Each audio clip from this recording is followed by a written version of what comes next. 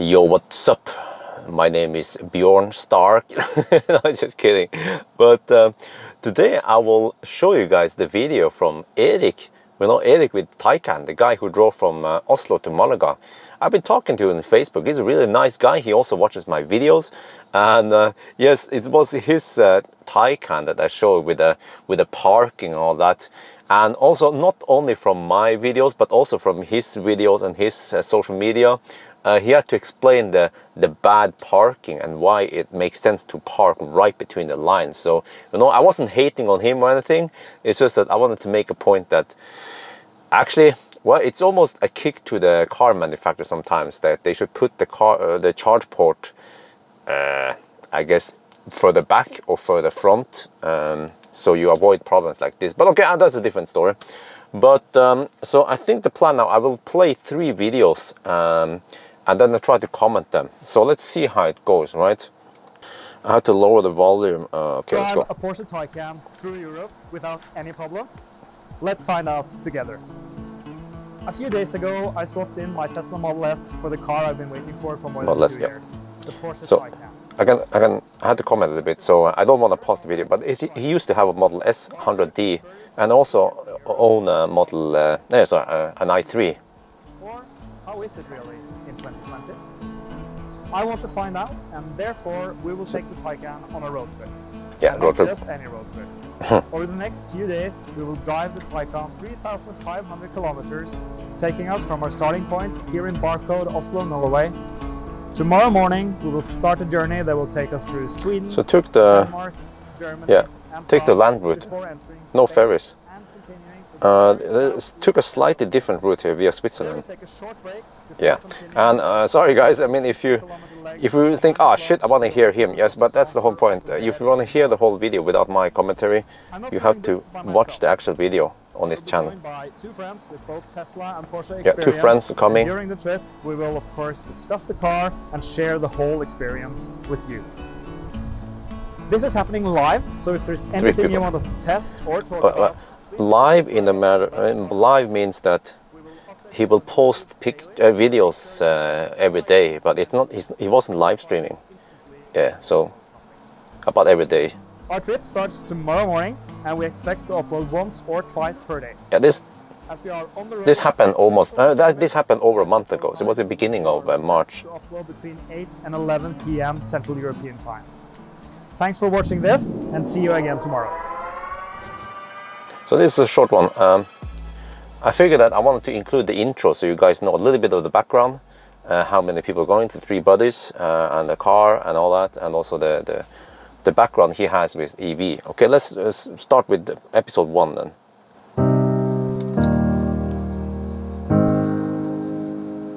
Okay, nice. Nice intro. And the music, by the way, is from the YouTube library, so it's not some free music. I feel like the music is a little bit too loud sometimes compared to the rest of the volume. Oh, look at that. Wait, should I go back? Yeah, okay, let me just skip back a little bit. I feel like I want to skip back here and just comment. Okay, you know what? I feel like I need to pause it. I'm learning as I go, but you see here at 98% it says 341. So Erik, he mentioned on an earlier video that the Taycan is a little bit pessimistic. It says that okay, you can drive less than it actually can, at least in Spain. So I'm not sure. Maybe this is more realistic in Norway. Okay, but let's try not to have too much of these interruptions. So that's just the intro. You sold the Panamera, right? Now we have the 911. Yeah. And the Tesla. I sold them. Okay, yeah. These guys are Porsche guys, yes. And got myself They talk about American car. Yeah, they talk about they also have Tesla. Yeah, they used to have Tesla. But one thing I wonder is why are they driving that direction? They started from Bjørvika, and you see they are driving towards Alnabru. This is Helsfyr, so if you guys know it. So it's from the city towards my home area in Alnabru. So this explains why the distance in the first was longer than expected, because it's supposed to be 250 kilometers to Spekerød, and they have 290 or something. So yeah, he's talking about the Porsche and stuff, so not too much going on, huh? But they probably had some errands, that's why they had to take this weird detour. That's my explanation. So, see, you recognize? Yeah, okay, they mentioned the Porsche they used to have. To see, it looks like a nice car, and also the Taycan seems quiet. I guess that's what you actually expect from a German car manufacturer. So you see, yeah, this is Alnabru. So you see, already from Bjørvika to Alnabru, that's almost 10 kilometers. So that explains that longer distance. And suddenly now this is close to Vinterbro, I think.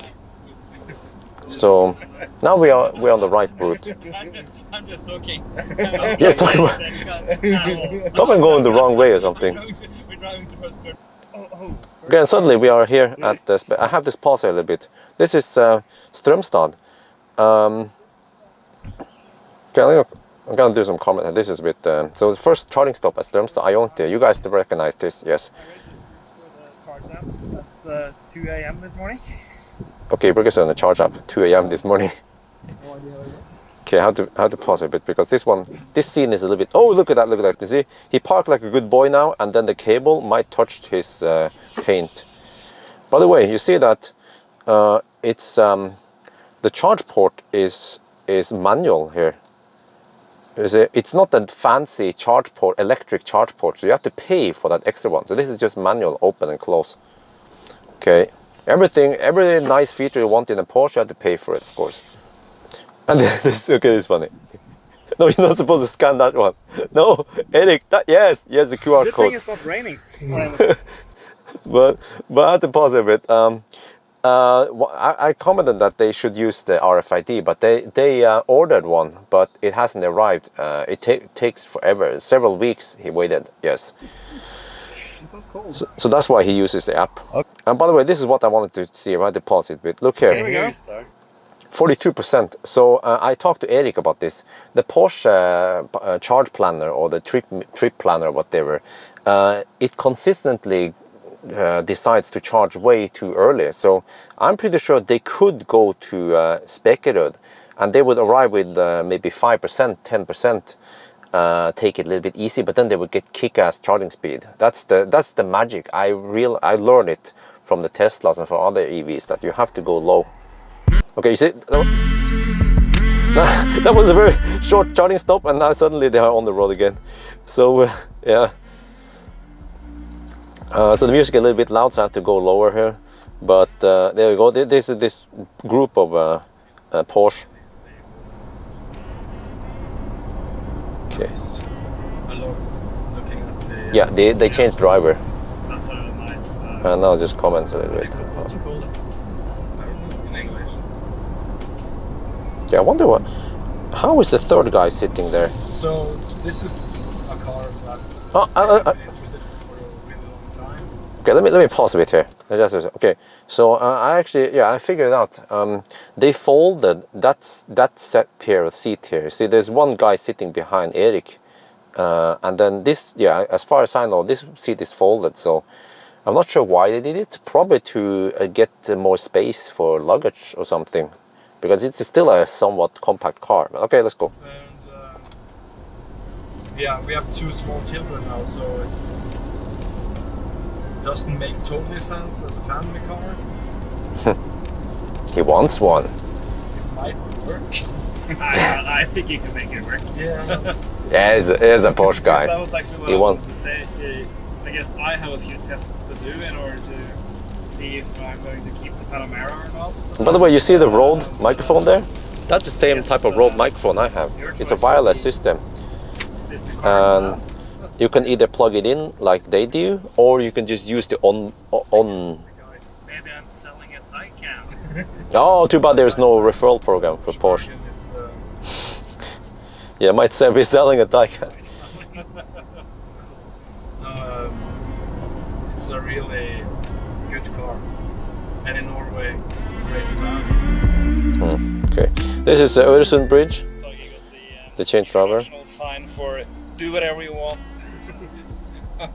Floor it Okay. from the Danish police. For the Danish, but okay. I don't know what I think think they probably met the Danish police and they were like, yeah. Okay, now they're looking for Hotel Amfjord. I checked it out. It's in Flensburg, so they're looking for stuff. Okay, let me pause it for a little bit. Okay, let me tell you again.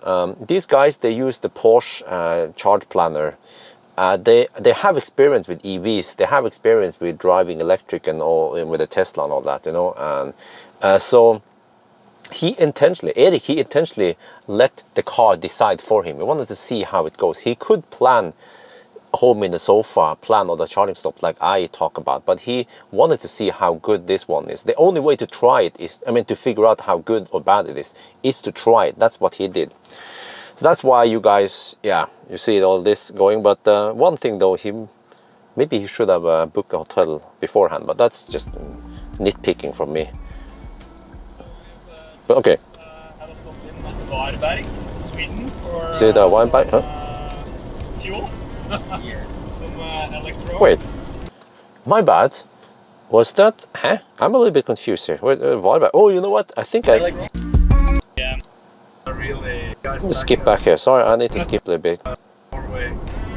Fine for do whatever you want. Okay, this is a bit confusing. Yes, because this is Öresund Bridge. Okay, I'm confused. Yeah, I'm confused. Really, I'm confused because this is part of. I'm not sure where the whole cutting is a bit weird because it's not linear. The timeline it goes. Now they said they're in Varberg, so I think yeah. We charge from about 40%, I think, to a bit above 80. Yeah, they charge. This is after Varberg. Yeah, and by the way, you can see that it's raining a lot, so the consumption was 350 watt-hour per kilometer.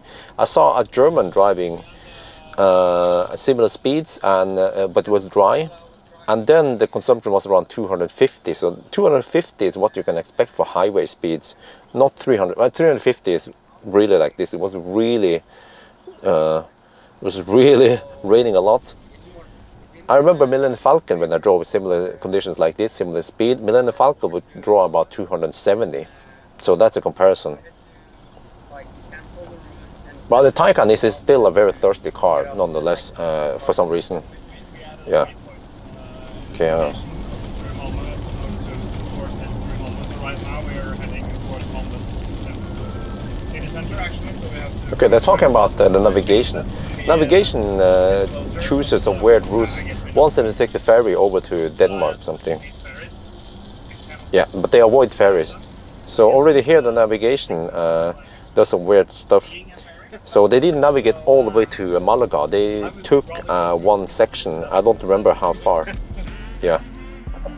Okay, and then suddenly here, this is in Germany. They didn't do this in Sweden or Denmark. No. This is a section in Germany at night, just hammering it. And I think that was the end of this episode. Let me see. Yes. So a little bit weird because I think they jumped a little bit back and forth in the timeline. So I was confused where they were and stuff. But let's look at the episode number 2 then. To wrap up now. So it's Wednesday morning, and a little bit of a catch-up. What happened yesterday that you didn't see. We ended with the 259 kilometers an hour sign. What happened was that Tage saw the magic sign that we see here, which means it's no speed limit. So he immediately floored it, and we verified that the max speed is was fun. 259, right? It did hurt our range a little bit, but yeah. Now we'll take you through what happened this morning. Right now it's still very early. It's 8:24. We're at the. Let me just explain to you guys where they are. So they actually yesterday they drove to Germany, something. right? And now they are back. If you guys recognize this, this is Røde Kro.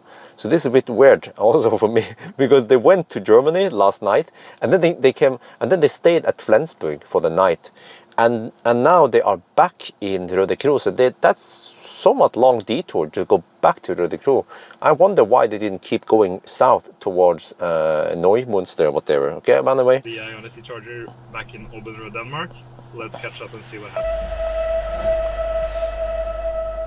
We just started from the hotel, and yeah, this is the morning. It says that we're going to arrive at the charger in 7 minutes. This is probably Denmark.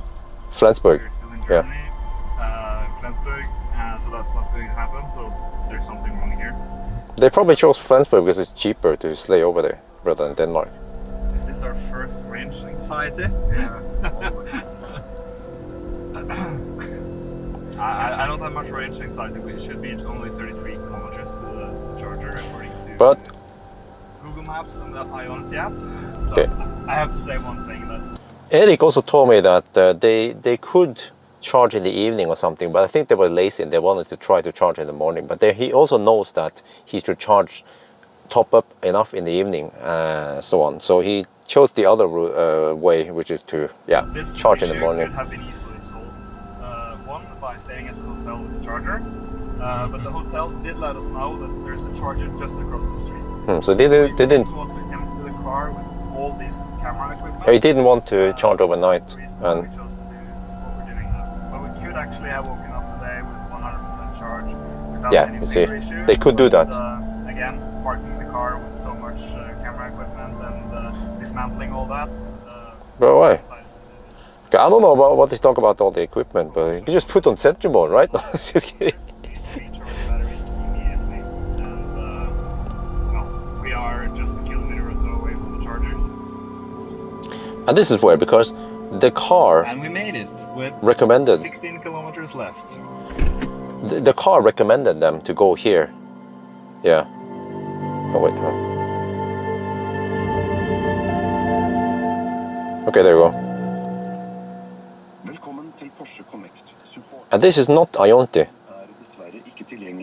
Details about our privacy policy can be found in our data protection declaration at auto.com/international/park-mobility-privacy. Good morning, welcome to the Porsche Connect support. My name is Erik. How can I help you? Hi, this is Erik also calling. Get me Helga. I'm on my way to through Germany in Porsche Taycan, and you see? directed to charge station. Yeah, see, he uses his phone again. So, well, okay, you know what? I understand. He should have gotten the Porsche card, which was late, but I still think he should bring plug surfing or something in case shit like this happened, because if I would still try the car's system, yes, but okay, he just went, yeah, I would say he just went all the way to test out the system, test out the service and everything. You see, if it didn't work for me, I would just do something else, but he actually he tried to drive this car like a total noob who just came from, oh, that was the charge port, by the way, yeah, just came from a fossil car, yeah, which is a good test. So it's good that he did that. You need to check on the station. Unfortunately, I don't know where is exactly each station. They tried to connect. He tried to connect and whatever. So I think that's a. Why is that a 50 kilowatt fast charger? The cable doesn't seem too thick. So I know his struggle. He calls service. I experienced similar stuff with Ionity. He tried to charge, they tried to fix this, they can't fix this, and I think actually in the end it turns out that charging station is offline, and it means that Porsche, they don't have live connectivity, or I think this should be a hub, a charger connected to Hubject, so they could check it, via Hubject. You can check the status of the charger. But maybe Porsche does not support checking live status on Hubject. So I should make a separate video about Hubject, by the way. But it's also weird why the car chose to go this one, not the Ionity near Neumunster. So they wasted a whole lot of time here. Just messing around here with the support. Charging process, but I need to check it first, okay? Okay, perfect. Thank you. Thank you for waiting. Can you please tell me exactly the address where you're standing? And I will check in the system if I am able to Yeah, the start address. the charging remotely. I need the whole address, please. So I don't have the number, but it's Alvesloer Strasse. When? I'm still at the charger because we only have like 43 kilometers of range, Yeah. so we need to carefully evaluate the options here. You see, if Going back to around the Neumünster. yeah, okay, you see, no, yeah, they talk about the Neumünster, charger there, and but according to- usually, I don't wonder. Well, it's not connected, the whole system. It's, I don't know what he called now, but if he called Porsche, Porsche should be able to see the location of the car and then figure out there what's going on and so on. They shouldn't have to ask you where you are. I hope that the next station will work and will charge. But if something, please call us back and we'll try to find the solution, okay?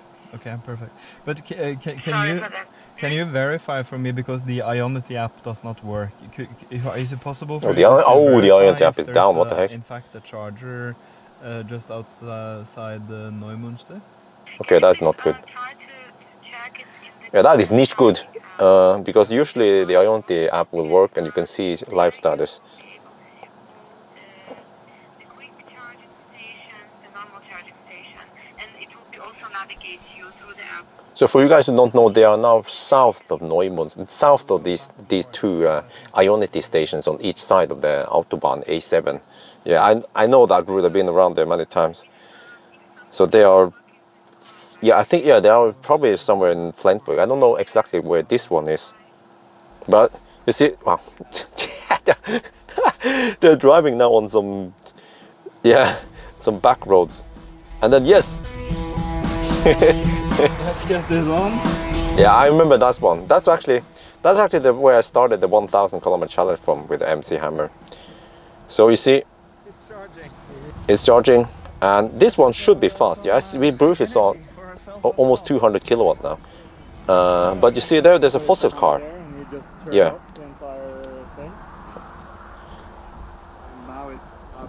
Suddenly it's dead, and it's a service. Yes, it's some guy working at the Ionity charger, maybe some maintenance. So he switched it off. He didn't care or didn't notice that there was a car charging there. So we actually wonder if Porsche, in fact, knew that there was a scheduled maintenance, and that's why these guys were rerouted to that other charger outside of, yeah. But then that one wasn't working either. So that's, yeah.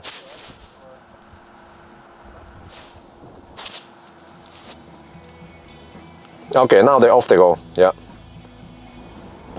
So let's spend some time. Yeah. So yeah, the guy started charging charging. experience so far. What do you think, Petrolhead?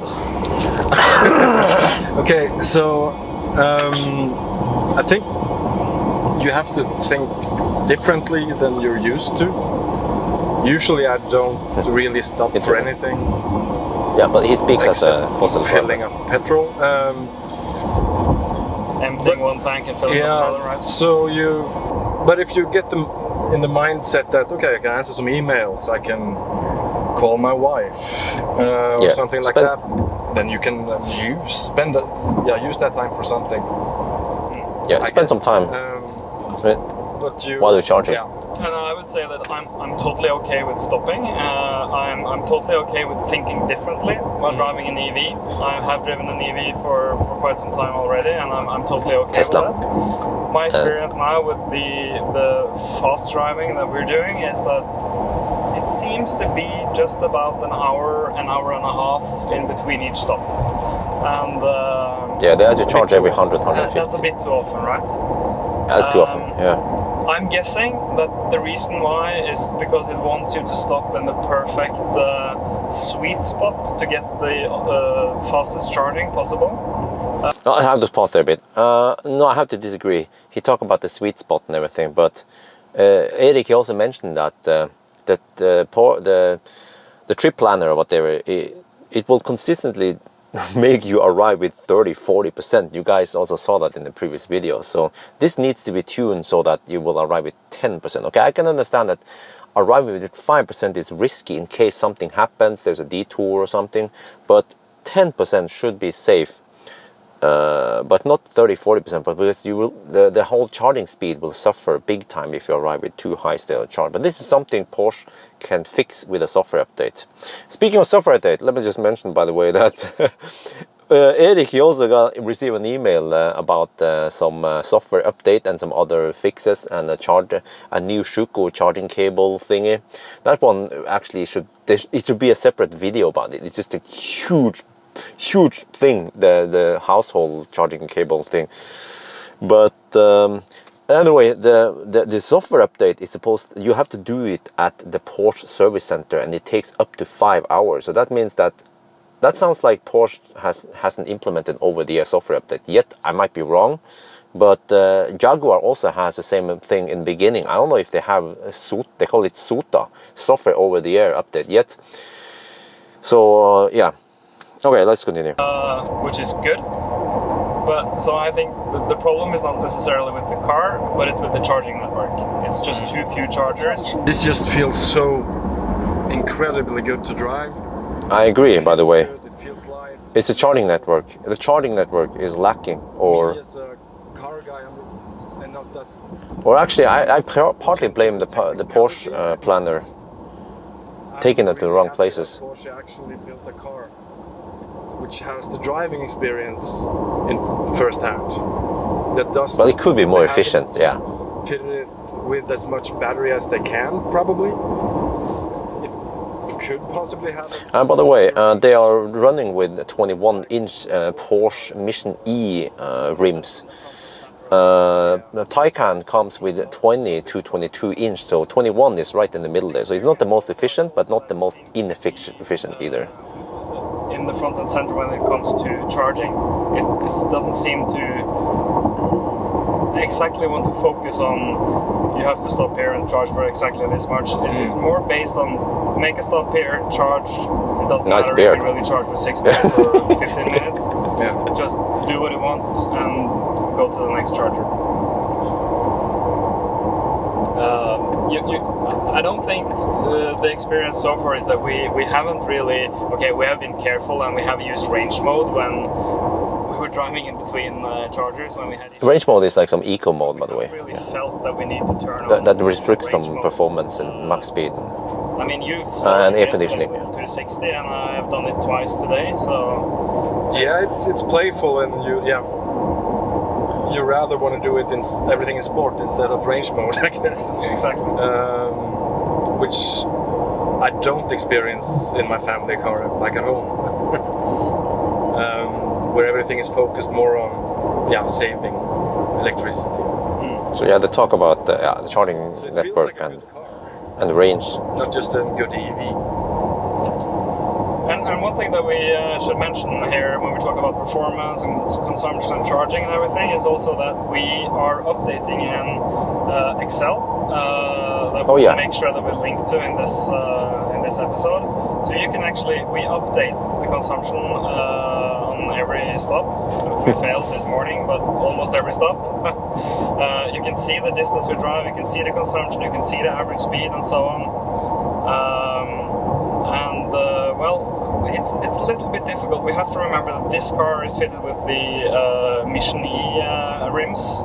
It's 21-inch. Oh yeah, he mentioned it.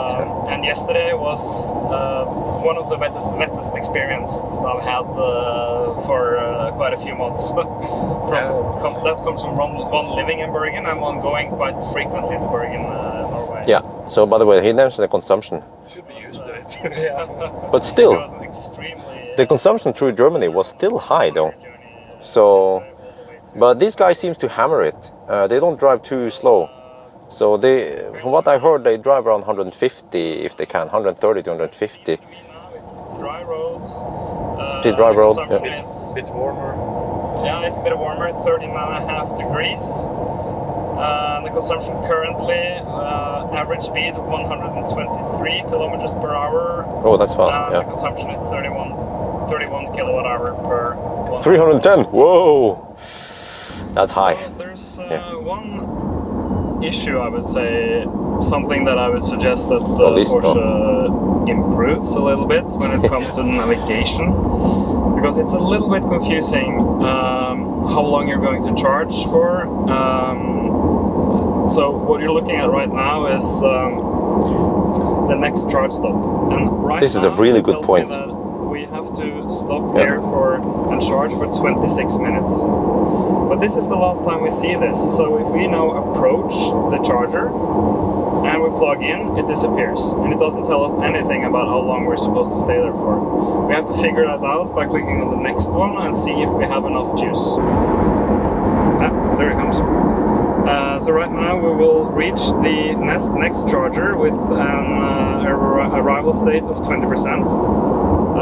The distance to the charger is 132 kilometers, and we will arrive in 1 hour and 14 minutes. And we will have to stay there in charge for 26 minutes. And there's another problem here. If I just leave this window open now, I expect this to update continually. I just expect it to drop to 131 and so on. It actually doesn't. I have to press back, and I have to go back in again. That's actually bad user experience. You have to go back and forth to update it. It's very clumsy. And by the way, I also... Okay, I want to comment on something here. This is a bit confusing. What does this mean, 50%? Oh, I guess it's at arrival to the destination for the night somewhere, because it's still in 10 hours from there, yeah. And then this is changed. Okay, so it's a bit weird for me. I don't know this car, I guess. I expect this to update. Okay, let's skip forward. So it actually doesn't. I have to press. Hopefully Porsche they can fix this, but at least it shows you all the Baustelle. Yeah. This is actually the first time.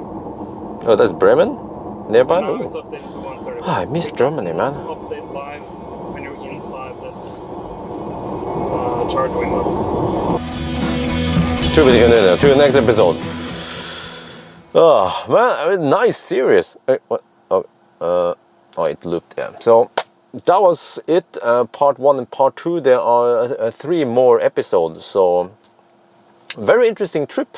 And actually very nice to see the Taycan in action, but also that he also focuses on the software, because the software is also a very important part of the car. Without software, then some cars simply doesn't work, like the ID3. They have problem with software, and then with strong software, you can make the car even better and better. So yeah. What do you guys think about this type of video? Was it interesting? Should I make more of this, or was it some parts you didn't like? You didn't like me pause it? You didn't like me talk too much, or what was it? I want some feedback, because then I can tune it to be more pleasant and more interesting for you guys to watch. So if you're up for it, I will make more of these episodes. It's still a little bit more before they are in Malaga. Yes. So I think that's gonna be it for now. I hope you guys enjoyed this video. As always, thank you for watching, and talk to you later.